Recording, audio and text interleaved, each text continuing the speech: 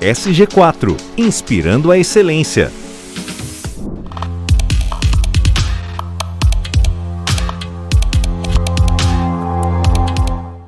Olá pessoal, muito bom ter você aqui de novo no Gestão em Ação. Hoje vamos conversar sobre diversidade e inclusão. Dois temas que são fundamentais, eu digo estruturantes dentro de uma jornada de sustentabilidade. Um tema desafiador, um tema muito abrangente, um tema que exige estratégia, inteligência para a gente aplicar. E para isso, óbvio, para a gente poder conduzir uma entrevista rica, uma entrevista com muito fundamento, a gente convidou a Janaína Gama, uma profissional, uma mulher negra, uma mulher muito inteligente, uma professora. Ela vai trazer aqui para a gente muitas informações, vai trazer um ambiente de discussão muito enriquecedor. Então, espero que você aproveite bastante o nosso episódio. Janaína, seja bem-vinda. Obrigada, Iva. Estou muito feliz de estar aqui com esse convite, sabendo que diversidade e inclusão está nesse debate, está nesse fórum, para a galera que está ouvindo a gente. Obrigada por estar aqui. É um tema também que eu estudo desde há muitos anos atrás. Eu comecei mais ou menos 15 anos trabalhando dentro desse tema, coordenando ações. Atualmente eu sou uma consultora de diversidade e inclusão. Fiz um mestrado sobre o tema, fiz uma especialização sobre o tema, eu me alimento, durmo, acordo pensando nesses temas, porque eles são do nosso dia a dia, Perfeito. E eu acho que o objetivo desse papo hoje é mostrar um pouco disso. Muito o quanto bom. diversidade e inclusão estão no nosso dia a dia. Fantástico. Janaína, se apresenta um pouco na questão, principalmente hoje, a gente estava ali nos bastidores conversando, da sua jornada educacional, do seu avanço, você é mestre, você comentou. Hoje esse é o seu escopo, Você estava em Recife, está indo para o Rio, você hoje vive muito esse aspecto. Se apresenta um pouco nessa questão mais de formação e jornada, porque eu acho que isso ajuda muito as pessoas que estão procurando, por exemplo, se qualificar no tema diversidade e inclusão. Ótimo, isso é importante, A minha jornada ela começou também um pouco muito mais orgânica. Eu trabalhava na área de RH e depois eu fui transferida para a área de sustentabilidade para justamente trabalhar com diversidade. E aí, na época, foi bastante arrojada esse movimento, porque geralmente diversidade está onde? Dentro de RH. Perfeito, normalmente. E nessa empresa tinha um olhar mais amplo de diversidade, O quanto diversidade ela estava além internamente, ou seja, voltado para as questões de RH, mas também para fora. Porque a gente fazia ação com clientes, frentistas, comunidades. Então, a gente tinha esse olhar mais amplificado. E quando eu me mudei para a sustentabilidade, primeiro que eu encontrei o meu propósito de vida. Perfeito. Eu percebi que a gente pode ser feliz. Missão, Exato. A gente pode ser feliz e ganhar dinheiro e, além disso, contribuir para uma sociedade melhor. Porque, para mim, o meu trabalho sempre foi nesse escopo. O que eu posso fazer para eu me tornar um ser humano melhor e, consequentemente, a contribuir para a sociedade melhor, E aí eu comecei a estudar, sabe? Eu acabei, antes de ir para a sustentabilidade, fazendo Eu sou advogado, fiz direito. A primeira formação é letras, português. Depois eu fiz direito. E aí, nessa jornada, trabalhando dentro de sustentabilidade, eu fiz um mestrado em políticas públicas em direitos humanos, na UFRJ. Emendei com uma especialização também em direitos humanos e sexualidade, na Fiocruz, lá no Rio. Comecei um doutorado em política social, mas eu não dei conta, junto com o trabalho de consultoria. Mas, assim, esse trabalho de diversidade, ele me instiga, inclusive, a estudar fora. Então, eu fiz um curso na Universidade de George Washington, nos Estados Unidos, sobre gênero. Fiz um curso sobre racismo na América Latina por Harvard também, mas isso foi online. E também, outro tema que eu amo falar sobre é viés inconsciente, Eu fui fazer um curso sobre esse tema em Barcelona. Que legal. Então, assim, eu acho que essa atuação de diversidade também passa pelo letramento. Então, eu acho que a pessoa que ela quer saber mais sobre, quer saber como implementar, ela precisa estudar. É lógico que o estudo ele vai além também do fórum acadêmico, Sim. A gente aprende também ouvindo podcast, como a gente está fazendo aqui hoje. A gente aprende vendo série, vendo filme, conversando, ouvindo as pessoas, conversando com as pessoas, sabe? E até porque esse tema, como eu falei, ele está no nosso cotidiano, ele faz parte da gente. Perfeito. Então, essa minha jornada, e ainda hoje eu continuo estudando, não sei se eu vou me aprofundar num doutorado, porque Sim. são muitos anos e o São, trabalho de consultoria ele tem um ritmo mais intenso, Sim. mas estudar é uma das minhas paixões, sabe? Eu gosto muito de entender a origem das coisas, de questionar os assuntos, sabe? Sim. De buscar também autores e autoras diversas, porque isso também é importante para aumentar o nosso Enriquece, escopo, sem né? Uhum. Então, eu dei algumas dicas aqui, lógico, quem quiser saber mais, só entrar em contato comigo que eu estou disposta a trocar. Perfeito. Você tem um LinkedIn muito ativo, né, Janaína? Muito legal. Normalmente, Janaína, eu começo o episódio com a gente, né? O Gestão em Ação é um podcast muito diverso, né? Então a gente procura chamar pessoas de todo tipo e temas que têm relacionamento com sustentabilidade. Obviamente, falar de diversidade e inclusão é um tema muito mais, obviamente, conectado a esse conceito, mas essa pergunta eu gostaria muito de te ouvir. Como que diversidade e inclusão está dentro do tema sustentabilidade? Como é que você vê a importância desse tema? Qual que é esse fundamento ajuda na gestão ou na jornada da sustentabilidade? Gostaria de te ouvir. Ótimo. Eu vou dar um passo atrás. Ok. Começando a explicar os conceitos, o que é diversidade e o que é inclusão. Perfeito. Ótimo. Porque muitas das vezes questionamentos chegam para mim de pessoas que elas É de fato, isso. exato, elas não entendem. Muito né? bom. E aí, muitas das vezes as pessoas acham que diversidade é um conceito, é um tema que só afeta as pessoas que sofrem algum tipo de discriminação. Perfeito. E é importante a gente entender que diversidade ela abarca todas as características humanas, né? São todas as vivências de um ser humano. É lógico que sim, determinados aspectos dela vão te impactar de uma forma muito mais dura. Diante de uma sociedade social, né? Diante de uma sociedade, ou melhor, como a nossa, que se constrói sobre exclusão, o padrão social é excluir. É excluir. Sim, É sim. só a gente olhar para os espaços onde a gente frequenta. Uhum. Clubes, escolas, universidades, não está todo mundo ali. Não. Se a gente começar a prestar atenção, não está todo mundo ali. Uhum. Então, a nossa sociedade, ela se construiu sobre esse padrão que é a exclusão. Exclusão. Uhum. Então, Segregar, né? Uhum. exatamente, segregar. Então, não tem todas as características ali. Então, perceber que diversidade não vai além de gênero, raça, orientação afetivo-sexual, condição física, condição mental, né? Idade, geração, é super importante. Por que isso é importante? Porque na medida em que, embora você não seja uma pessoa que sofra algum tipo de discriminação, você faz parte dela. Sem dúvida. Logo, esse tema também é seu. Sem dúvida. Esse tema lhe afeta. Uhum. Né? E inclusão é justamente movimento de ajudar com que todos esses aspectos da diversidade eles estejam presentes em todos os espaços. No mercado de trabalho, nos espaços educacionais, universitários, né? Com acesso à saúde, educação, enfim, em todos os lugares. E o que é muito difícil, né? Porque muitas das vezes a gente vê... Porque quando a gente pensa no mercado de trabalho, a inclusão vai além de também deixar entrar. Sim. É permitir com que todas as características humanas estejam à vontade dentro do ambiente corporativo, ou seja, as pessoas possam ser quem elas são. Perfeito. Sejam remuneradas de forma igualitária, sejam promovidos de forma igualitária, ou seja, é bastante complexo. Mas aí, sem fugir da sua pergunta, mas fazendo uma introdução, Muito bom. o que diversidade e inclusão tem a ver com sustentabilidade, né? Pensando na agenda de sustentabilidade da ONU, né, os 17 objetivos com as suas 169, né, 169 metas para 2030, a agenda foi criada com um lema, não sei se a galera que está ouvindo a gente sabe disso, não deixar ninguém para trás. Perfeito. A agenda foi criada para não deixar ninguém mesmo. A questão é que a gente não define todo mundo como alguém. Dentro desse processo de exclusão, dentro desse padrão de excluir, a sociedade ela vai definir, nós enquanto sociedade, a gente vai definindo quem é alguém, quem não é. Perfeito. Quem é ser humano e quem não é. Então, a agenda ela vem não deixar ninguém.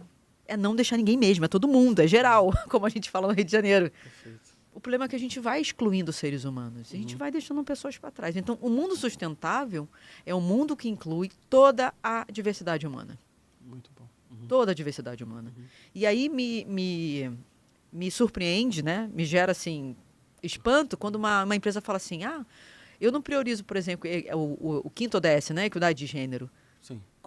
Mas você faz o quê? Não, mas eu olho as questões de impactos ambientais, impactos climáticos. Então você tem que olhar a questão de gênero, porque as mulheres elas são mais afetadas quando acontece um desastre climático. Pessoas com deficiência, como é que elas saem de casa? Pessoas idosas, como é que elas saem de casa? Sim. Então não tem como você trabalhar impacto ambiental sem olhar que grupos estão em maior ou menor vulnerabilidade diante desses impactos. Percebem?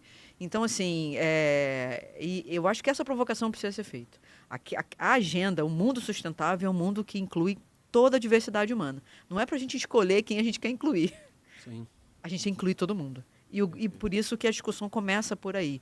Diversidade e inclusão, ela está extremamente interligada, entrelaçada, inerente ao debate de sustentabilidade. Não tem como você falar de sustentabilidade sem falar em inclusão da diversidade. Muito bom. Janaína, eu quero te fazer uma pergunta que é uma pergunta que eu estava esperando, né, para a nossa conversa aqui. Eu sou oriundo da área técnica de meio ambiente, então sou biólogo e trabalhei primeiro com gestão ambiental. Quando no meu início de carreira, você falar sobre legislação ambiental, por mais que muitas empresas do Brasil minimizem ou façam só o mínimo possível da legislação, isso é muito comum, tá? É uma pauta legal. Olha, você tem uma legislação aqui que você tem que abordar, que você tem que executar. Quando eu comecei a trabalhar na pauta de sustentabilidade mais ampla e entrei na pauta de diversidade, porque você tem a pauta ambiental, social e de governança. Governança também, falar de planejamento estratégico, mapeamento de processo, coisas muito cartesianas aqui, gestão tributária, gestão fiscal, sucessão, também é uma pauta que eu vejo que é muito mais fácil entrar para as pessoas. Aí é uma opinião minha, né? É óbvio que pessoas podem ter opiniões diferentes, mas eu respeito, mas eu acho que a pauta social ela é a mais difícil de você trabalhar. E quando a gente entra em diversidade e inclusão, eu considero esta pauta a mais sensível, a mais difícil, as pessoas não reconhecem. E como você usou bem aqui o termo, a gente fala de PCD, de um portador de deficiência, um profissional com deficiência, que tem lei que obriga que a empresa tenha uma gestão para isso, e quantas empresas eu entro na área de gestão de pessoas, de recursos humanos, ali, e o mínimo que é para atender a lei eles não fazem. Imagina você olhar para uma mulher negra, olhar para um profissional LGBT, ou qualquer outro, um indígena, e uma pessoa que tenha qualquer diversidade ou diferença. Eu acho isso tão difícil. Qual que é a sua opinião para isso? Você trabalha com sustentabilidade, você trabalha com SG, você é consultora. É claro que eu não estou comparando e não tem comparação. É só que é uma pauta, que é uma pedra muito mais pesada para ser levada, e as empresas hoje têm uma dificuldade muito grande de implementar. Qual que é a sua opinião sobre isso? Interessante essa pergunta. Posso fazer mais uma provocação? Pode. Eu sempre provoco nas aulas pensar que, na verdade, o S, ele está tanto no E quanto no G, como eu acabei de falar. Né? Né? As coisas se misturam. Exato. Né? Porque quando a gente pensa justamente nesse E, como eu acabei de falar, né? Na questão dos impactos ambientais, as pessoas são impactadas de uma forma diferenciada. Por exemplo, tem se falado muito no conceito de racismo ambiental. Né? O quanto o acesso à água, saneamento básico, né? A poluição dos rios, né? Dos riachos, isso vai impactar aquela população que está ali vivenciando. Quilombola, Exato. por exemplo, uma população indígena. Exato. Uma cidade está contaminando o rio Exato. do indígena que é usado. Então não adianta você buscar medidas para evitar aquilo, ou remediar aquilo, ou tratar aquilo, sem considerar esse aspecto da diversidade, né? E quando a gente pensa no SG, né, nessa área de processo, nessa área de compliance, que vai criar um ambiente mais justo, como você criar um ambiente mais justo e equânime se você não considera que pessoas são impactadas de uma forma diferenciada dentro dele, né? E a provocação que eu sempre deixo nas aulas é para a galera que trabalha com SG. Gente, o S está cortando isso tudo. Porque todos os processos têm pessoas, né? E aí, de novo, sem fugir da sua pergunta. Por que é tão difícil, sabe, Ivo? Eu acho que é difícil, muitas vezes, por ausência de entendimento do conceito. Sabe? Eu acho que o primeiro passo é a pessoa estar preparada, ou melhor, estar disposta a falar sobre o tema. Né? Porque muitas vezes realmente ela não quer saber do tema. Não quer tratar o tema não é dela, que eu falei. Diversidade não tem nada a ver com a empresa, diversidade não tem nada a ver comigo. Começa por aí, percebendo que ela está aberta à discussão, né? E o segundo passo é percebendo que ela faz parte da discussão do tema. O quanto o tema também está alinhado com o negócio. Então, eu vejo como dificuldade isso, né? O desconhecimento, essa falta de querer falar sobre o tema, porque muitas vezes o tema não tem nada a ver com você, não tem nada a ver com o seu negócio. Sim. E aí cria-se inicialmente uma barreira. E eu acho que o trabalho precisa iniciar justamente por esse processo de conscientização. certo? A gente estava aqui antes de começar esse episódio, você falando da sua líder, né? Que é uma mulher negra, A que se Letícia enriqueceu Paiva. como negra Sim. depois de um tempo. Eu também. Eu acho que a gente está num espaço aqui também de vulnerabilidade, de mostrar que a gente não nasceu assim, né? sem dúvida. Você desconstruído, nem eu. Sim. A gente está numa jornada de conhecimento. Então, eu só me vi como uma mulher negra depois que eu comecei a trabalhar com sustentabilidade. Quando eu fui transferida para a área de sustentabilidade. Sim. Eu demorei 30 anos da minha vida sem pensar sobre o tema. A partir desse momento que eu comecei a entender que a ação afirmativa ela é importante, ter cota é importante. Porque antes eu era contrária. Sim. E eu encontro uma mulher negra. Você percebe? Sim. Então, é uma jornada. Uhum. Sabe? As pessoas precisam iniciá-la, pelo menos, mas é uma jornada.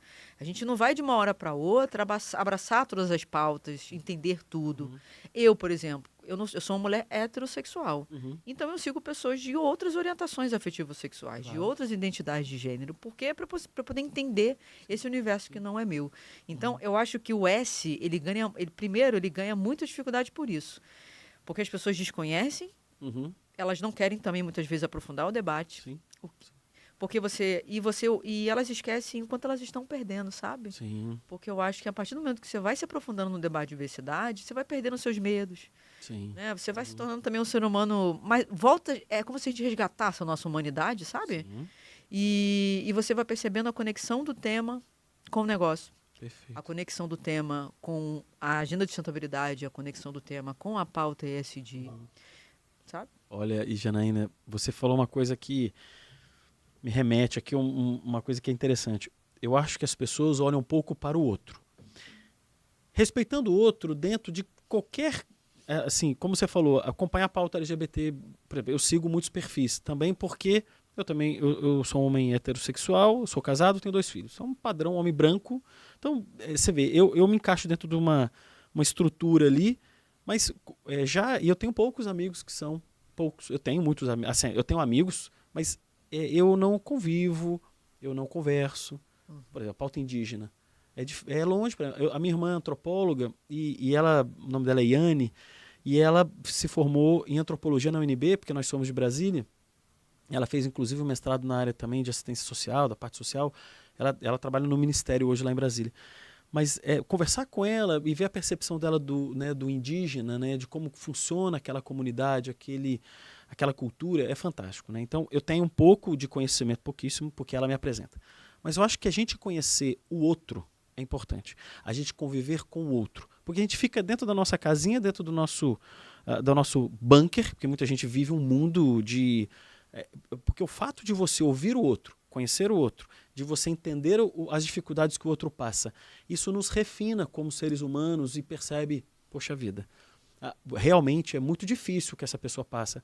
Porque se eu sou branco, eu não sei o que um homem negro, quando vai para uma entrevista, ele é desconsiderado. Ele olha, e assim, esse negócio de colocar foto, ele nem vai colocar foto, porque ele sabe que ele vai nem ser chamado, porque as pessoas olham e falam, não, está fora do padrão, que está aqui e sai. Então eu acho que olhar o outro é muito importante, né? De você se conectar com as pessoas e respeitar, obviamente, a jornada, as ideias, a religião, né? Então se conectar com a pessoa que é do candomblé e ter um preconceito, porque tem gente que... Eu tenho uma história interessante, eu sou espírita. Então, eu quando era mais jovem, eu dava aula lá em Brasília. Eu dava carona para uma moça que era de uma outra religião. E essa moça um dia, que tal? Você tem Jesus? Eu não acredito, né? Eu sou cristão, tal. Você... Aí quando eu falei que eu era espírita, ela passou a não conversar mais comigo, porque de alguma forma ela acreditou que a minha linha era alguma coisa satânica, sei lá o quê. Mas ela passou a não mais falar comigo. Ela não achou justo eu não ter falado para ela em algum momento que eu tinha essa religião. Mas você vê, não muda absolutamente nada a maneira como eu a respeitava, eu conduzia a minha vida. Mas eu acho que as pessoas olham um pouco para o outro. O que você acha disso? Né? Concordo completamente. E a gente tem medo, né? É engraçado, eu sempre provoco essas discussões, né? Ontem, durante uma aula que eu estava dando, eu provoquei isso. Quem tem criança em casa, você que tem criança em casa, sempre deve falar isso para os seus filhos. É um menino ou menina? Como é que é? É um menino ou menina. Um menino menino de casal. 19. Hoje, inclusive, é aniversário do Cristiano. Parabéns pro Cristiano, gente. Muita saúde para ele. E uma menina e uma menina. Cristiano e a Maria Eduarda. Legal, parabéns. E aí, o que você falava para o Cristiano, para Maria Eduarda? Não faça com as outras pessoas aquilo que você não queira que faça com você. Né? Sim. E a gente esquece isso, a gente vai crescendo, porque o mundo seria muito mais fácil, concorda, Ivo? Sem dúvida. Eu não vou fazer com você aquilo que eu não quero que faça comigo. O problema é que a gente vai crescendo, né? E aí a gente vai consolidando a nossa visão de mundo, as nossas crenças, em pedras duras, em que a gente não permite que uma aguinha entre ali para umidificar e amolecer essa pedra. É isso e ponto. Esse episódio que você está contando agora, ele no momento refletiu, quis conhecer você, né? E por isso eu gosto muito de viés inconsciente, né? Porque é uma teoria que ajuda muita gente a entender que o meu jeito de ver o mundo não é o seu jeito de ver o mundo. A forma como eu guardo o mundo dentro de mim é muito diferente da sua. Isso é uma forma do cérebro dar conta dessa quantidade de informação.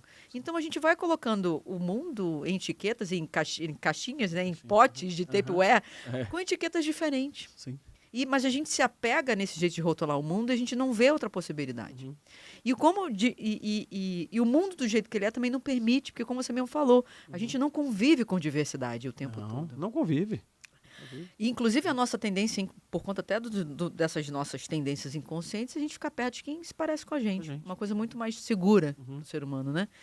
Então, eu concordo com você. Eu acho que estamos agora esse movimento de inclusão da diversidade é um movimento que nos instiga a gente se lançar em direção às pessoas que são diferentes da gente. Por mais que isso, num primeiro momento, nos gere medo, nos gere insegurança, mas que a gente transporte isso.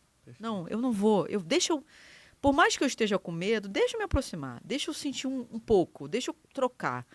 E aí a gente começa a ver o quanto a gente tem de conexão. Né? Porque essa moça ela não se permitiu. E se ela se permitisse, eu também sou espírita, né? Ela perceberia que você é um homem que também sofre, que também sente medo, que também sonha. Né? Porque como eu falei, esses processos de exclusão, a gente vai definindo quem é ser humano e quem não é, e a gente vai realmente não enxergando o outro como o outro. Sabe aquele movimento Vidas Negras Importa? Importa, quando veio para cá, movimentado pelo George Floyd. A discussão foi por que vidas negras importam? Não seriam vidas humanas? Porque ainda hoje, as vidas humanas, elas têm cores diferenciadas. Tem vidas humanas que têm determinadas cores. E outras cores que estão fora. Na época que eu estudava, que eu era criança, o meu lápis de cor era aquele lápis cor rosa, que parecia a cor da Peppa Pig, né? Era um rosa que não tinha nenhum rosa humano. E ter hoje um lápis de cor com diversas cores é mostrar para as crianças que todas as cores são humanas. É um óbvio que precisa ser dito. Lembrar que vidas negras importam, mas lembrar que vidas negras também são humanas. Porque quando a gente olha a realidade, não é isso que acontece. Então, assim, esse processo de conexão com o diverso, com gente diferente, é muito importante. Porque a gente vai fazendo diversos preconceitos, vieses que a gente tem. E a gente vai percebendo que todo mundo, de fato, é ser humano. De fato. Porque isso, no dia a dia, isso não acontece, infelizmente. Não acontece. Janaína, fantástico. Pessoal, a gente vai agora encerrar o primeiro bloco e voltamos daqui a pouco com o segundo bloco aqui com a Janaína Gama. Até o próximo bloco.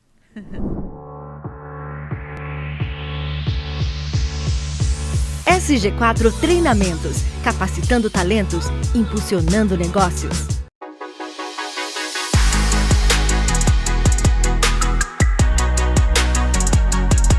O Master ESG foi a prova de que é possível elevar o nível de discussão sobre o tema sustentabilidade para uma questão mais estratégica dentro das organizações. Aqui a gente teve a imersão de altos executivos com trocas riquíssimas sobre o tema. E a gente pretende fazer isso em outras cidades brasileiras. Eu posso dizer que o evento foi fantástico. Tivemos aqui a oportunidade de trocar muito com os executivos, trazer ferramentas, experiências e muitas informações para a jornada de sustentabilidade das grandes empresas do Brasil. Tivemos contribuições riquíssimas e que, com certeza, vai ajudar esses profissionais na caminhada deles em sustentabilidade.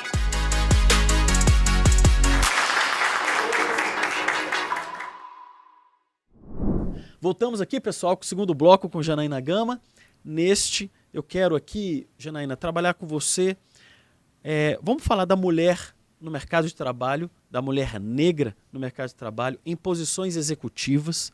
das oportunidades que nós damos para as pessoas diversas, né? Então, também homens e mulheres homoafetivas também, que ocupam espaços em liderança, por exemplo, e falar de ações, né? Você que tem muito conhecimento de empresa, já trabalhou na área de gestão de pessoas, a gente trabalhar um pouco como as empresas podem incluir isso. Agora, vamos falar, eu acho que isso é efetivamente ainda um problema no Brasil, uma situação a ser trabalhada.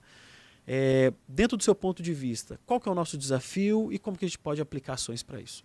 Olha, eu acho que o desafio é garantir justamente essa proporcionalidade, como você mesmo falou. Quando a gente olha os dados quantitativos, né, a população negra é majoritariamente presente no Brasil. Sem dúvida. 56% do Brasil se autodeclara como negro, ou seja, preto ou pardo. Então, quando a gente olha o mercado de trabalho, não existe essa proporcionalidade. E você está trazendo o desafio dos cargos de liderança. Menos ainda. Menor ainda.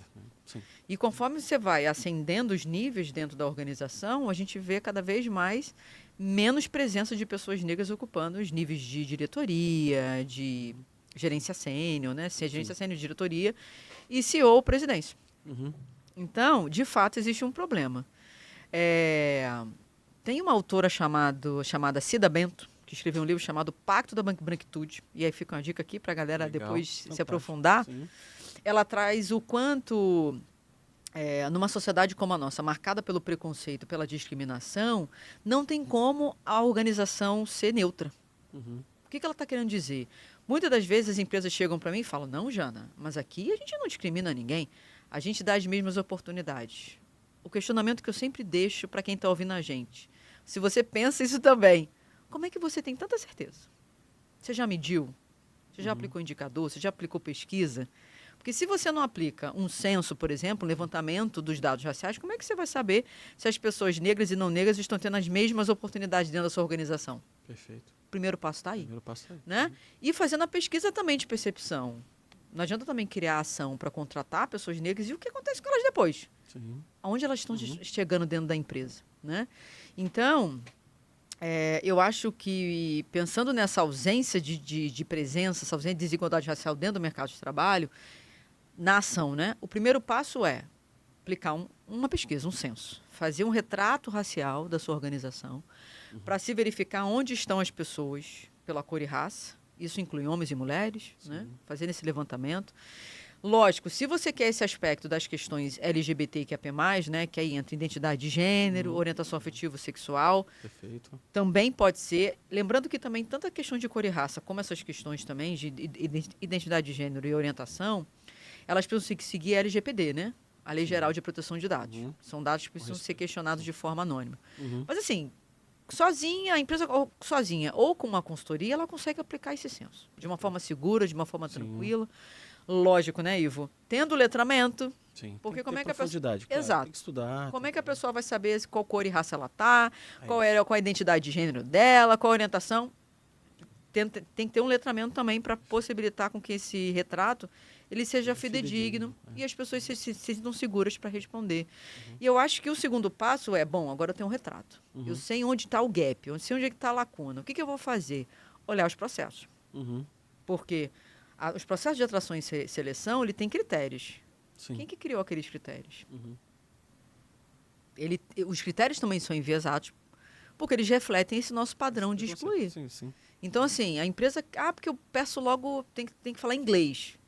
Será que esse inglês é necessário agora? Precisa de...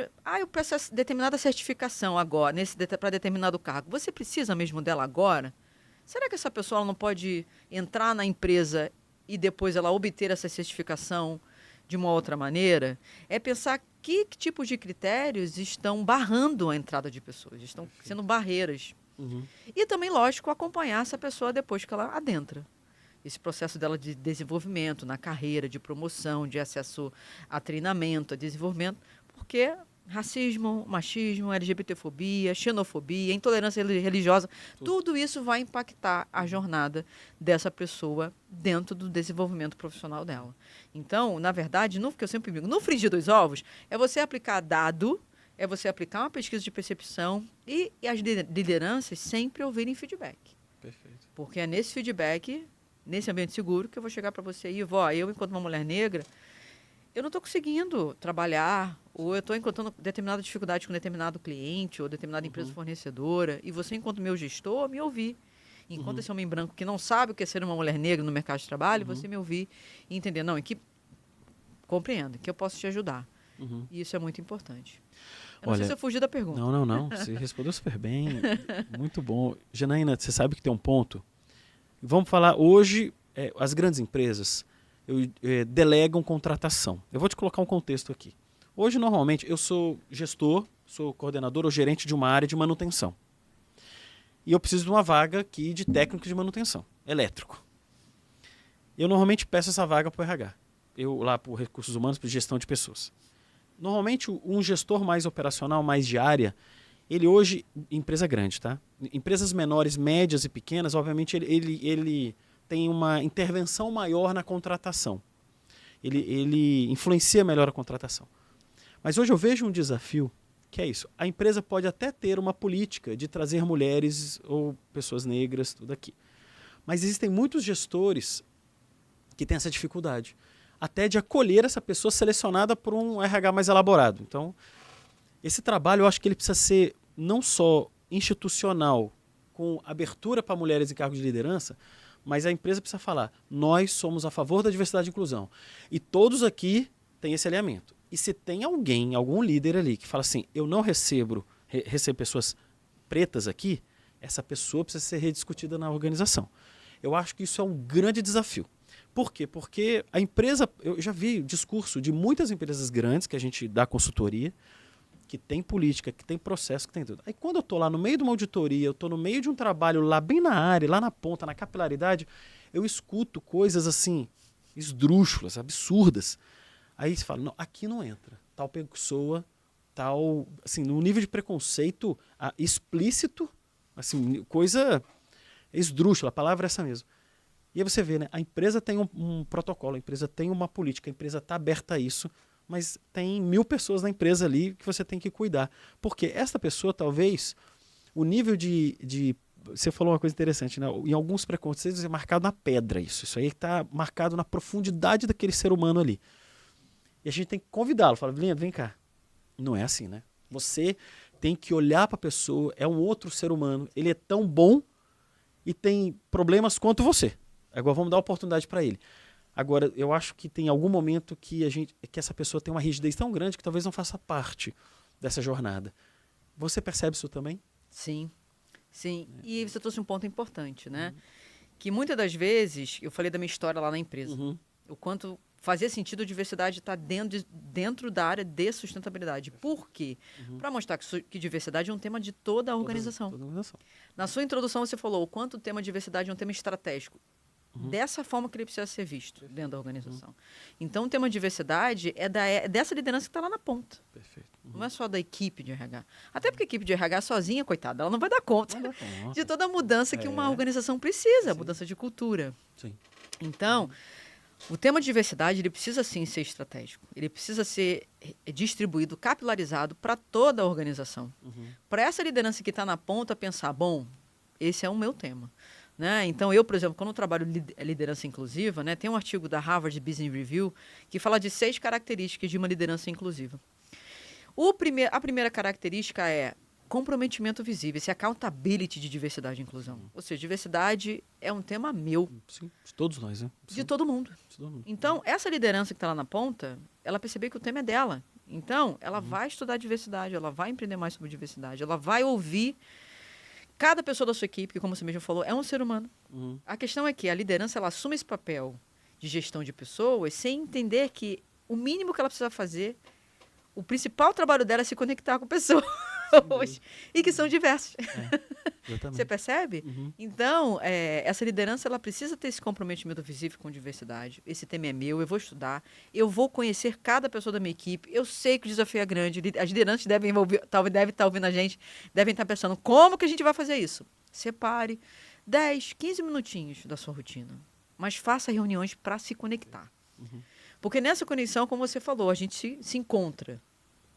E essa liderança ela vai se conectar com profundidade, ou melhor, vai se conectar com cada ser humano da sua equipe, vai também poder trazer um pouco dela, ou trazer tudo dela ali, E por isso que eu volto para a neurociência, que eu adoro tanto, porque Sim. a neurociência nos lembra que somos seres sociais, Sim.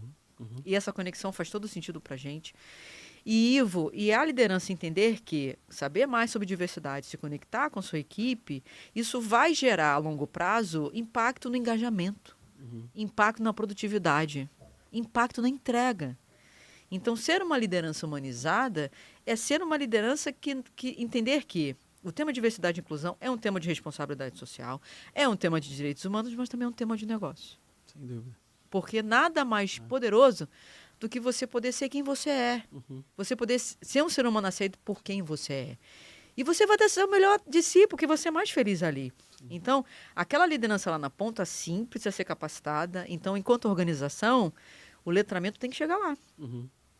Tem que chegar lá. Tem que separar um momento, sim, para liderar, capacitar toda a liderança, a autoliderança também, porque a autoliderança é que ela vai dar o tom do negócio, e diversidade tem que estar lá dentro do tom do negócio, né?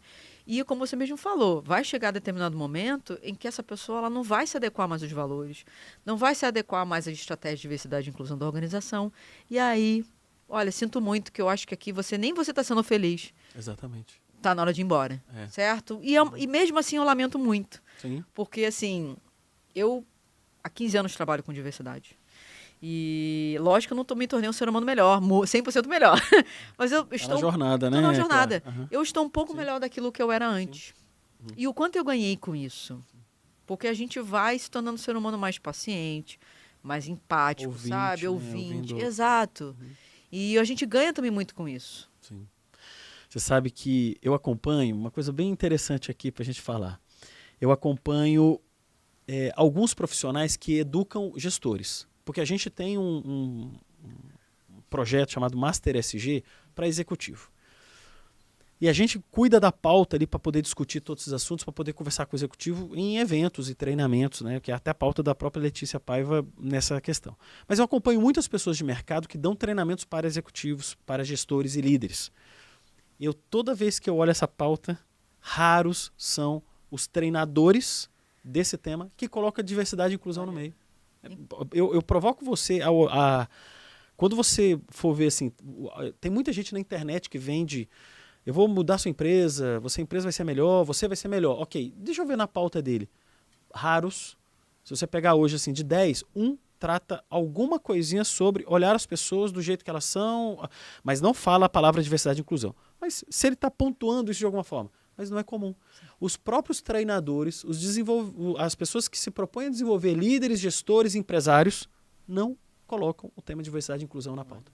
Isso ainda não é uma coisa comum. Porque, imagina, eu entro numa empresa agora, vou contratar uma pessoa, você está aqui passando pela vaga, essa aqui é a sua área. Aí ele tem 50 pessoas na frente. Aí na hora que ele entra, 40% são homens negros, mulheres negras. Se esse profissional tem dentro dele uma questão muito rígida de preconceito racial, por exemplo, ele é racista e ele não gosta de alguma forma, ou ele se cala para isso, ele vai ficar extremamente incomodado ali. Então você vê, e aí ele vai talvez se desenvolver, mas aí ele vai para um curso para ele poder olhar melhor as pessoas. O curso não apresenta nada para ele, para que ele abra o coração, que ele conheça as pessoas, que ele se relacione com as pessoas, que ele se conecte às pessoas, que ele escute a vida delas, porque essas pessoas são iguais a gente, passam por todas as questões. Se esse cara não aprende, como é que ele vai evoluir? Exato. Então, eu acho que eu provoco o mercado, né, que dá treinamento para líder e gestor, que tem que colocar dentro da ementa diversidade e inclusão, porque senão você não convida a pessoa a pensar. Aí ele poxa vida, realmente, por que eu não fiz isso, né? Ou eu não penso assim? Exato. É uma coisa que é uma realidade hoje, e depois um dia se você estiver procurando algum curso, dá uma olhada. Não tem, cara. Porque, interessante, né? E eu acho que um questionamento que fica também, pensando aqui um pouco sobre essas lideranças que muitas vezes são resistentes, né? Eu acho que uma dica super prática é se questionar. Sim. Esse incômodo. Por que eu não quero essa pessoa com esse perfil que estão me oferecendo? Porque o incômodo faz a gente refletir sobre essas pedras, esses pilares rígidos que a gente tem dentro da gente, né? Porque realmente eles são muito fortes. Tem outra dica, posso dar dica? Todas. Uma dica de um livro muito legal chamado Pensar de Novo, do Adam Grant. em que ele fala que a gente pede justamente... Eu falei dessa questão da infância, né? Que pai e mãe diz pra gente, né? Ó, não faça com as pessoas aquilo que você não queira que faça com você. E outra coisa que a gente também vai perdendo conforme a gente vai crescendo é esse hábito de questionar, de se questionar. De questionar a realidade. Porque a criança fica naquela fase do porquê, né? Mas por quê? Por quê? Por quê? E, de novo, a gente vai crescendo, a gente para de questionar, porque a gente se consolida, as nossas crenças, é a minha verdade, as minhas verdades. É o que é certo para mim. Mas aí o ponto está esse, é certo para você. Né? E aí esse livro fala, não, a gente tem que sempre se questionar. Por que eu estou achando isso? Por que eu penso isso? Por que eu não quero contratar esse perfil? Por que eu não quero promover essa pessoa? Por que eu não acho ela adequada para essa função? Porque o porquê ele é poderoso. Ele te tira, ele é essa aguinha que vai lá umedecer um pouco essa rigidez que a gente tem dentro da gente. E quando a gente vai procurar, não tem muitas vezes explicação. É puro pré-conceito. Preconceito. Exato. Né? Você estrutura uma interpretação anterior de você ter um conceito daquela pessoa, Exato. daquela... E eu acho que isso é muito forte, porque... E a gente foi ensinado a isso, né? Assim, é muito difícil hoje, porque a nossa cultura vem segregando, né, há muito tempo, né? E a gente tem que discutir isso de uma forma assim, muito ampla, muito abrangente, muito transparente, e provoca a pessoa, pelo menos, parar para pensar. Exato. E falar assim, mas por que eu estou segregando se a pessoa ela é tão igual a mim em vários aspectos, né? Porque, como você falou, um momento muito interessante, tem frustração, tem dor, tem amor, tem também a interpretação de vida, os filtros que ela criou, por conta, ou não só da família, ou de onde veio. E quando você, de alguma forma, faz a pessoa refletir sobre isso, ela percebe que é uma besteira. Cai por terra toda uma questão que ela fala, poxa vida, eu não me permiti, né, me conectar a essa pessoa, tudo. E muitas pessoas, quando percebem isso, eu acho que olham o mundo de uma forma muito mais rica, né? Eu acho que se vive muito melhor, né? Exato, muito melhor. Porque você amplia o seu jeito de olhar a realidade, né? Porque isso pode gerar uma série de ruídos dentro do ambiente organizacional. Sim. Né? Porque às vezes você está conversando com alguém, mas você não está vendo essa questão aqui, de fato a pessoa não está vendo sobre aquele determinado aspecto que você está vendo. Porque só você que está vendo. Mas a gente não se conecta.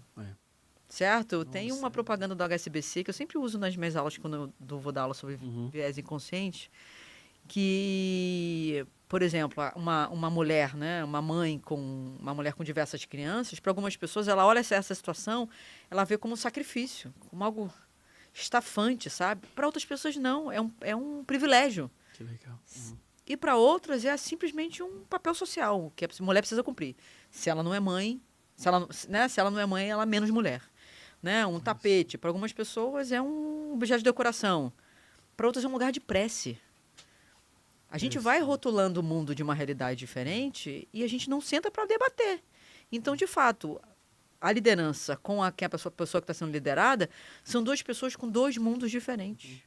E imagina um líder ou uma líder com 50 pessoas, 100 pessoas. Olha a quantidade de mundos ali, diversos, complexos, né, vivências diversas. Então, essa liderança ela precisa se conectar. E entendendo que essa conexão vai beneficiar não apenas ela mesma, mas a equipe. Que vai se sentir muito mais conectada. Exato. E tem estudos, por exemplo, tem um estudo da Catalyst que comprova isso. Lideranças que se mostram mais vulneráveis e mais abertas, isso gera impacto mais positivo na criatividade, na inovação, nessa disposição de você fazer mais, sabe? Sim. Porque é isso, Iva, a gente quer fazer parte. Por mais que de vez em quando a gente enche o saco da humanidade, a gente pensa, eu vou me isolar no Himalaia, eu não quero mais contato com ninguém. Mais ninguém. Isso, não tem jeito. Tem jeito. Porque biologicamente a gente foi feito para ficar Em sociedade. em sociedade. Tanto que o isolamento numa organização vai gerar impacto na saúde física, na saúde mental, pode configurar um assédio também. Então, assim, a gente foi feito para ficar, o ser humano foi feito para ficar junto. E se a gente entende isso, não é à toa que eu volto a falar para sua primeira pergunta. A gente foi feito para ficar junto, não é à toa que o Objetivo de Desenvolvimento Sustentável, a agenda diz, não deixar ninguém para trás. Porque não faz sentido, enquanto humanidade, a gente não pensar em coletivo. Sim, muito bom. Muito bom, Janaína. Pessoal, vamos encerrar esse segundo bloco, entraremos para o terceiro. Eu quero trabalhar viés inconsciente com a Janaína, que eu acho esse tema fantástico. Até o próximo bloco. SG4 Soluções Integradas. Consultoria estratégica para um futuro sustentável. SG4 Gestão Ocupacional. Trabalhe com segurança, viva com saúde. Voltando aqui, pessoal, para o terceiro e último bloco, com a Janaína Gama, vamos falar sobre viés inconsciente. Janaína, você sabe que eu sou biólogo, né? Então, a gente estuda lá como que começou a sociedade a ser criada, a questão da defesa, a questão da proteção, aquele movimento que a gente há 10 mil anos atrás começou a se unir em comunidades para se ajudar. E isso a gente estuda na biologia, porque isso faz parte da nossa formação aqui, até animal, né? Nós somos mamíferos, né? A gente não pode esquecer que somos mamíferos. E isso, obviamente, é muito influenciado pela maneira como o ser humano foi se desenvolver nos últimos 10, 15 mil anos. Mas e aí um dia, há um tempo atrás, eu li sobre viés inconsciente. Eu achei, e conectando ao tema, né, de segregação, de racismo, de todos os outros temas contra a diversidade. E aí um dia, assistindo uma live sua, você explica isso muito bem. Então eu acho que todo mundo que está assistindo o nosso podcast, que tem interesse em aprender um tema que é muito importante e que explica muita coisa, vamos falar sobre o que é o viés inconsciente, como que isso afeta uma pessoa quando ela segrega o outro, até por uma questão inconsciente de muito tempo atrás. Então explica, porque a sua explicação é muito boa e eu queria compartilhar isso com todo mundo aqui. Maravilha, Ivo. Eu sempre gosto de falar sobre viés, realmente, como você falou, ele é como se fossem obstáculos, né, nesse caminho da inclusão da diversidade. E aí eu sempre brinco que essa teoria, né, estudar sobre viés inconsciente, me ajudou a baixar um pouco a minha bola, né? Eu acho que a teoria ela ajuda o ser humano a baixar um pouco a nossa bola, porque lá na escola, quando a gente vai lá para a aula de biologia, o que a gente aprende? Que o ser humano é um ser mais racional, né? Perfeito. Como eu sempre brinco, é o último biscoito, como a gente fala no Rio de Janeiro, ou bolacha, dependendo de onde você esteja, né? No Brasil, do pacote da racionalidade. A gente está sempre tomando as melhores decisões, de uma forma inconsciente. Infelizmente não é bem assim, né? Exatamente. Essa teoria ela dá uma baixada de bola. Por quê? Por ela a gente entende que o nosso processamento de informação, ele tem uma série de falhas. Acontece de uma forma muito mais inconsciente e automática, sem que a gente se dê conta. E por que isso é possível, né? Na verdade, tem uma teoria chamada teoria dual, né? Que ficou muito famosa pelo Daniel Kahneman e pelo Amos. Agora, eu não sei o sobrenome da Amos, que é um sobrenome bem difícil, tá? Ficou, inclusive, muito famosa num livro que eles publicaram, o Daniel Kahneman escreveu, né? Rápido, Devagar, Duas Formas de Pensar. Mais uma dica de livro para a galera. É muito legal esse livro, né? Embora ele seja até grosso, ele é fácil de ler, né? Porque é uma leitura... Histórias interessantes. Muito, ele tem uma linguagem muito palatável, muito tranquila. Então, fica a dica. E o que o Daniel e o Amos apresentam para a gente? Olha, o ser humano ele processa informação a partir desses dois sistemas. Sistema 1, Sistema 2. O Sistema 1, como você mesmo falou, ele é o primitivo. Ele está com a gente há muitos anos atrás, porque ele também é conhecido como rápido. E por que ele é rápido? Porque ele processa informação rapidamente. É a adrenalina que você precisa ter para sair correndo numa situação de perigo. Ou enfrentar. Exato. Perfeito.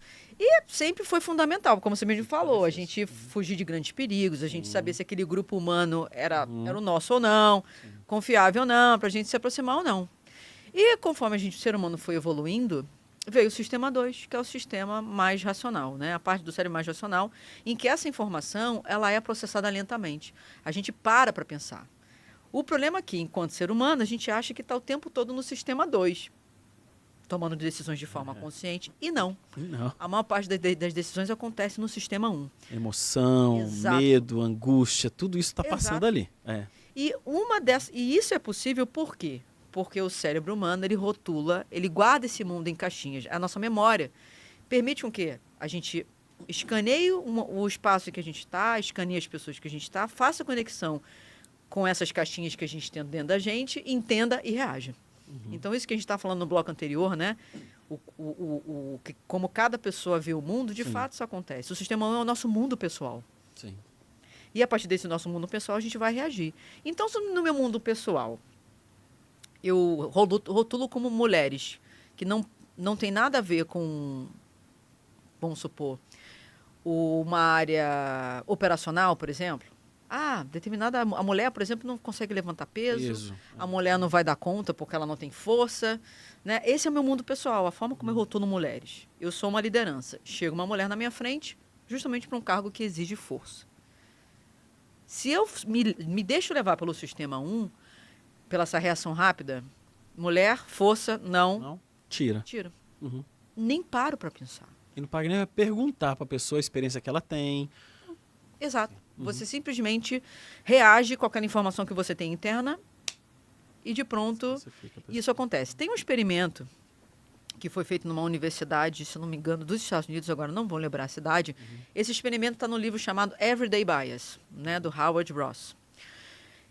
Fizeram um experimento, era de uma função para um instituto de medicina. Era uma vaga de pesquisa para o instituto de medicina. Então você pensa, a galera aqui racional, né, pesquisadora. Deram 2 currículos. Um com o nome Jennifer e o outro com o nome John. O currículo era o mesmo, Ivo. Sim. Escrito o mesmo texto. Só tinha o título diferente. Um de homem e um de uma mulher. Quem você acha que foi a pessoa contratada? O homem, mas certeza absoluta. O John. Absoluta. Por incrível que pareça. Era o mesmo currículo. Inclusive as mulheres também votavam, né? Sim. Também. Percebe? Sim. São pessoas que a gente vê como racionais, pesquisadoras, mas são seres humanos. Porque essa tendência nossa de utilizar muito mais o sistema 1 do que o sistema 2 é humano. E aí a galera deve estar pensando, Janaína, então... E Janaína, acaba com esse podcast agora, porque ser humano, como é que eu vou ter controle? O primeiro passo é a gente saber que a gente é assim. Como eu falei, a gente passa muito tempo se achando que a gente está tomando... Eu sempre achei que eu tomei as melhores decisões possíveis para minha vida de uma forma racional. Essa teoria baixou a minha bola. Tem muita emoção no meio. Exato. Então, o primeiro passo é a gente perceber que a gente tem isso. Sim. Como você me falou, somos seres emocionais. As emoções perpassam também os nossos processos de tomada de decisão. Certo? Então, o primeiro passo é perceber. O segundo passo é ter mais atenção. Que a gente não tem atenção. A gente simplesmente vai porque essa nossa estratégia do cérebro de dar conta dessa informação e de economizar energia não faz com que a gente tome a atenção. Aí a galera deve estar pensando, poxa, Jana, mas eu prestar atenção em tudo vai demandar energia. Não estou pedindo para você prestar atenção em tudo, porque realmente a gente não vai dar conta de tudo de uma forma consciente. Mas no momento que você estiver lidando com outro ser humano, que você preste atenção. No momento que você for tomar uma decisão para contratar, para promover... Né, para indicar alguém para um projeto, para conhecer alguém pela primeira vez, preste atenção em como você reage, os pensamentos que vêm até você, né, porque isso é uma forma de você controlar o teu sistema 1, fazer o teu sistema 2 trabalhar. Porque nessa conjunção do sistema 1 com o sistema 2, o que o Daniel Kahneman diz para gente? Como o nosso cérebro é preguiçoso, o sistema 2, sabe aquela música do Zeca Pagodinho, Deixa a Vida Me Levar? O sistema 2 se deixa levar pelo sistema 1. Perfeito. E a gente não para pensar racionalmente. A gente simplesmente reage. Hoje, você falou uma coisa interessante. Eu falo muito que nas empresas, e você já trabalhou em grandes empresas, muitas coisas são, eu digo, norteadas pelo ego. E o ego é uma coisa que é muito inconsciente. É você ser aceito, é você ser respeitado, é você estar numa posição de poder, numa posição privilegiada, e muitas pessoas buscam isso, né? Tanto que a internet hoje é um mar de ego, né? As fotos, as publicações, muita coisa material, então as pessoas preferem muito mais ter do que ser. Então você vê, as pessoas não publicam, assim, o que eu aprendi, o que eu estou vendo novo agora, olha só que situação positiva que eu vi na minha vida. Não, é o que eu tenho, o que eu fiz, como o meu corpo está, sabendo que o corpo um dia também padece, que tudo isso muda, mas hoje, você vê, eu concordo muito com você, que as pessoas são levadas muito pelo lado 1, por esse modo inconsciente, porque o ego é uma questão muito complicada nas empresas. Você vê discussões na mesa, basicamente por poder. E você vê que é uma coisa interessante, eu tenho um cliente que tem algumas mulheres executivas. E elas já foram, e eu acredito nisso, já durante tanto tempo discriminadas e não tem espaço de fala, que até muito, muito dura a forma dessa pessoa conduzir. E ela se posiciona de um jeito muito firme, não feminina, mas muito masculina, até para conseguir coordenar aquele ambiente. Mas em muitos momentos é um grande jogo de ego ali, né? Você vê como isso interfere na vida empresarial, na maneira como as pessoas se relacionam. eu estou num projeto com você, se eu sou uma pessoa com caráter duvidoso, por mais que você tenha feito o projeto, não vou dar isso para a Janaína. Eu me apresento à frente de todos como se eu tivesse feito esse projeto. Note, eu não falei, não, esse é o projeto que essencialmente a Janaína fez. Venho aqui, inclusive, parabenizar. Você vê quantos gestores fazem isso. Eu já vi muito, e a gente trabalha com grande empresa, eu fico olhando, ali, em alguns momentos até falo, poxa, eu acho relevante, eu não vou mandar o cara fazer isso, mas eu falo, relevante levar a tua equipe. Você, até como líder, teve uma participação até pequena no projeto. Vamos valorizar o grupo? Eu já escutei, Ivo, quem manda aqui sou eu, esse projeto é meu. E ele fez 3% do projeto inteiro, mas ele naquele momento, você vê como que isso ainda hoje está muito no meio as decisões, as ações, muitas coisas são tomadas baseado ainda em ego. Sim. Isso é muito forte hoje ainda, né? Isso é verdade. Interessante essa questão que você trouxe, né, do feminino e do masculino, o quanto isso também é uma construção social. Construção social, perfeito. Percebe? Porque assim, quem definiu pra gente, né? Porque ser mulher é você falar de uma forma mais baixa, delicada, sim, né? Não expressar muito, né, com as mãos. E pro homem não, o homem precisa falar alto, assim, pô, mas quem definiu isso? A gente não para pensar. É isso. E é uma definição de social. Exato. Social. Do rosa, do azul. Se o homem também for mais delicado, né, e ele pode Exato. ser, né, também, ele mais simples, mais Exato. E o quanto esses rótulos, como eu falei, eles ajudam a gente a dar conta dessa realidade, mas ao mesmo tempo eles são muito limitantes. Total. Porque homens e mulheres são diversos, né? Eu sempre brinco, por exemplo, carioca. Eu gosto de falar de mim porque carioca, né? É rotulado como aquele povo que chega atrasado, que só quer saber de ir pra praia, que é marrento, não é? E tem carioca que tem essas características, sim, mas tem carioca que não tem. Não, claro. Percebe? Como rotulam o baiano, Exato, sobre alguns aspectos, como o pessoal que é do Rio Grande do Sul, né? O pessoal, o gaúcho. Exato. A gente que conhece o Brasil inteiro sabe que isso daí é totalmente irrelevante, né? Isso aí. Mas o ponto você trouxe. Mas por que você sabe? Porque você já esteve em contato com a diversidade. Sim, a gente conhece o Brasil e sabe que e aí você vai... é um rótulo inexistente. Exato. E você vai aumentando, na verdade, né?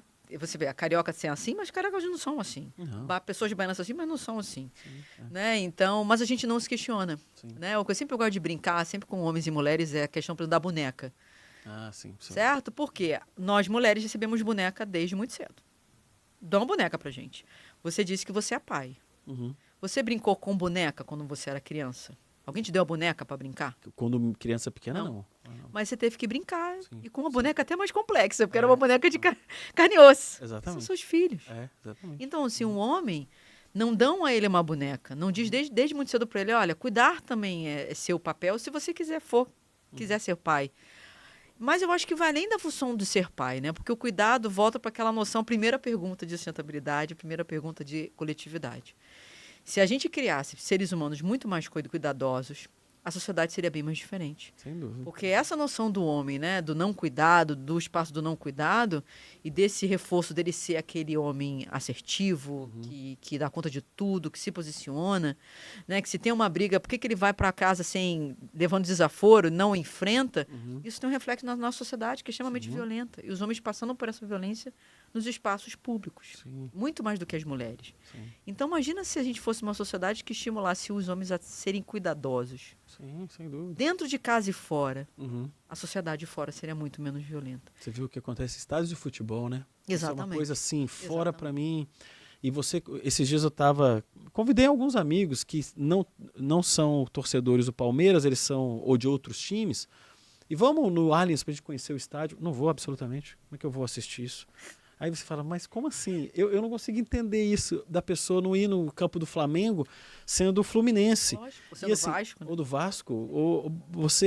Qual que é o problema? É futebol, é um esporte tão bonito. Mas você vê, as pessoas, elas não param para refletir. E também a gente não para para refletir. E vai para violência também. Exato. Por que é assim? E o quanto isso também muda. Como você mesmo falou, há um tempo atrás, nós mulheres, a gente não podia usar calça. Sim. Hoje a gente pode usar calça. Sim. Hoje você vê homens pintando as unhas. As unhas, né? Deixando os cabelos compridos, usando acessórios. Acessório, brinco. Porque isso é cultural. A sociedade que definiu o que é ser homem, o que é ser mulher, e como ser homem e como é ser mulher. E o quanto isso tem mudado. E por que não ser diferente? Por que não, né? Mas porque é isso. Você chega numa sociedade que já está assim, Muitas vezes a criança, ela questiona, mas ela é polida, Sim, sem dúvida. certo? Preconceito com tatuagem, por Exato. exemplo. Hoje as pessoas usam tatuagem, tem muita tatuagem. E hoje, e você vê no passado, isso era uma pessoa que nunca ia conseguir uma vaga de emprego. Né? Não consegue. Exatamente. Mas a gente não se questiona. A gente chega no mundo, como você mesmo falou, aprende esse mundo, vai reproduzir nesse mundo sem se questionar. Com estereótipos, né? Com rótulos, né? Você vê como... E uma coisa que... Há um tempo atrás, a gente fez até um podcast com uma profissional, Marcela, muito inteligente também, e ela trabalha também com inclusão e direitos humanos, ela tem um texto, uma fala muito boa para isso. E a gente estava discutindo muito essa questão, né, de você olhar as pessoas e não julgá-las. Aí, esse é um outro ponto que eu queria trabalhar com você agora, no nosso finalzinho aqui. Bora. O nosso julgamento, né? Quando você rotula, você julga. E o preconceito está muito voltado ao julgamento. Então, se eu vejo uma pessoa com tatuagem no braço e eu tenho, né, coisas que vieram da minha infância ou talvez foi aplicada lá pela minha família, que quem usa tatuagem ou não é uma pessoa boa, foi rotulado ali para mim. Mas, e hoje você vê, né, quando a pessoa rotula ou ela julga, ela já está se afastando. Como você explicou muito bem, né, o viés inconsciente fala assim, poxa, esse cara não é igual a mim, estou me afastando.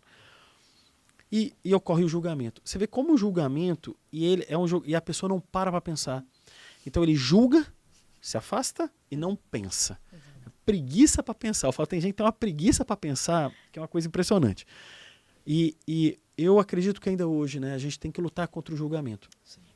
Porque o rótulo, ele é dado sem... E é aquilo que você falou desde o início, assim, você não conheceu a pessoa, você não sabe a história dela, a beleza da história dela, dessa mulher ou deste homem ou de qualquer outro gênero, né, de qualquer estrutura afetiva que ela tenha escolhido. Isso não quer dizer que ela seja uma pessoa melhor ou pior. Exato. Então também tem...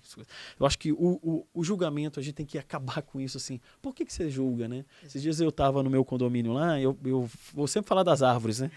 E eu estava todo uma calça, eu estava mexendo no jardim, então eu estava um pouco sujo, e eu falei, poxa, eu vou naquele vizinho, mas eu não tinha percebido como eu estava, era um final de semana. Mas quando eu cheguei para falar com essa pessoa, ele já me olhou assim, de cima a baixo, falou assim, você é funcionário aqui, você trabalha aqui? Eu falei, não, sou seu vizinho. Ele, como assim você é meu vizinho? Você mora aqui? Você comprou uma casa aqui? Eu falei, aí você vê, a pessoa já na hora me julgou, me olhou com uma cara assim, aí foi melhorando a cara dele durante a conversa, mas existe o julgamento, né? E a nossa sociedade, infelizmente, julga muito. O tempo todo. Sabe aquele ditado, a primeira impressão que é que fica? Uhum. Não deve ficar. Não deve ficar, né? Temos que mudar isso. Exato, tem que desfazer essa nossa tendência. Que, de fato, e como a gente falou aqui, isso é instintivo, é uma estratégia evolutiva nossa. A gente vai fazer isso mesmo. Mas, como eu falei, a partir do momento que você sabe que você é assim, você tem maior controle. Sim. Se você não sabe, você vai continuar levando a vida desse jeito, né? Sim. E aí o ponto está aí, né? A gente saber que a gente é assim e refletir, por que eu tô achando isso dessa pessoa? Né? Por que eu tô achando que ela não vai dar conta do trabalho? Por que eu tô achando que ela não vai performar? Por que eu tô achando que ela não vai se adequar aqui esse dia a dia corporativo? O porquê, que eu te falei, o porquê eu pensar de novo vai tirar você desse seu estado de inconsciência. Porque aí você começa a procurar, como você mesmo falou, começa a procurar uma justificativa palpável e muitas vezes não tem. Sim. Não tem. Muitas vezes. E a gente se surpreende de não ter. Sim. Porque eu sempre pergunto, mas por que as pessoas falam muito dessa questão da licença, né? Maternidade e paternidade, né? Uhum. Ah, porque as mulheres... Eu falei, gente, de onde que veio essa diferença de prazo? Você já parou para pensar? Uhum. Ué, veio da lei, mas quem criou a lei? Sim. Os homens, eram homens que estavam lá criando aquela lei. Uhum. Definindo esse prazo. E por quê? Porque naquela época essa discussão não tinha. Não tinha. Existia um modelo que o homem ia para o trabalho, a mulher ficava em casa. Lógico. Ele tinha 5 dias lá, meu amigo. 5, 6. Não era suficiente? Que o homem não tinha que trabalhar? Sim. Mas as pessoas não se questionam. Isso mudou hoje completamente. Exato. Né? Tem muitos homens que ficam em casa, né? E o ponto está esse, sabe, Ivo? É a gente criar uma sociedade em que as pessoas possam ser quem elas são. Sim. Que a mulher, se ela decidir ficar em casa, cuidando das crianças e não trabalhar, ok. Ok. Uhum. A mulher, mas que se ela não queira isso, ela queira ir para o mercado de trabalho. E o pai fique com a criança? Ok Tem que também. se respeitar também. Ok. Porque isso é super julgado hoje, né? Exato. E jogam Exato. pedra na moça lá porque ela... Que absurdo! Exato. E que ela não é uma... Isso é um O objetivo é esse, a gente criar, na verdade, uma sociedade em que as pessoas possam ser quem elas são. Elas são. Aham. Que elas possam ser quem elas são, que elas tenham direito a sonhar, porque sonhar também é um direito. Sim. Esses processos de exclusão, eles vão permitindo você a não ver perspectiva de vida. Então, a gente está criando uma sociedade em que as pessoas sejam reconhecidas como humanas, possam ser quem elas são, possam terem a sua dignidade garantida e possam evoluir nessa vida humana. Que elas possam sonhar, porque imagina você acordar às 5 horas da manhã, 4 horas da manhã, pega um transporte público, Lotado. leva 2 horas para chegar, no calor, Sim. trabalha, volta para casa, no mesmo transporte, pegando o trânsito, no calor, deita e dorme. Esse ciclo. Sim. Que horas você sonha? Que horas você sorri? Que horas você se alegra? Que horas você se diverte? Então, é esse questionamento, sabe? Sim. Que eu sempre tive no meu trabalho. Uhum. E o que eu estou fazendo aqui? E o que eu estou fazendo para contribuir para que as outras pessoas também possam Sonhar. sonhar também? Né? Eu acho que o ponto é por aí. Janaína, fantástico, né? Passou rápido, né? A conversa foi muito boa, eu te agradeço muito, né? A sua disponibilidade de estar aqui, né? Você é do Rio, a gente está aqui agora em São Paulo, por você estar aqui com a gente. Deixo aqui as palavras, se você quiser conversar com a audiência, passar alguma mensagem final, fique à vontade. Eu olho agora para onde, que eu já me perdi. Pode olhar Para ali ou para essa câmera? Gente, olha, primeiro olhar para você, agradecer a oportunidade de estar aqui, de estar esse convite muito gostoso. Eu sempre gosto muito de falar desse tema. E dizer para você que está ouvindo a gente, participando desse podcast, e não esquecer que você faz parte dessa mudança aqui que a gente está falando, sabe? Lembrar que você faz parte dessa construção de um mundo sustentável. Você é peça fundamental. Então, fale sobre diversidade dentro da sua casa. Quem tem criança, leva esse debate para dentro da escola. O importante é a gente perceber que todo mundo faz parte desse processo de transformação, né, que começa pela gente. Então, eu sei que não é fácil, né? Isso vai gerar dor, vai gerar dificuldade, mas entender que fazemos parte desse coletivo e que se cada pessoa fizer um pouquinho, a gente sim transforma a sociedade melhor para você e para todo mundo, né? Até a próxima. Obrigado. Muito bom, pessoal. Obrigado, Janaína, novamente. Pessoal, muito obrigado. Obrigado por acompanhar a SG4 e também o Gestão em Ação e essas palavras muito bem colocadas pela Janaína que façam parte da nossa vida. Um abraço, até o próximo episódio.